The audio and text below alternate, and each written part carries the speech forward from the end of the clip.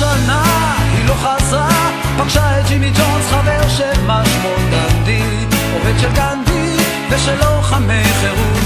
איתו התחתנה בתוך נסיעה, גל קיבל מברק פניו, הבינו, כולם הבינו שהסיפור נגמר.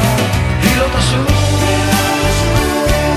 שוב תזרח השמש, היא לא תשוב מעליו, היא לא תשוב, שוב תזרח השמש, היא לא תשוב,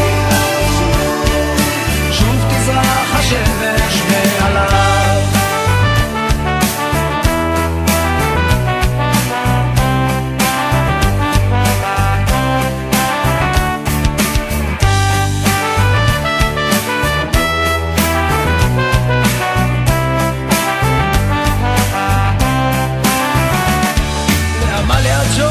עכשיו יש חווה, אלפי ראשי בקר, אבל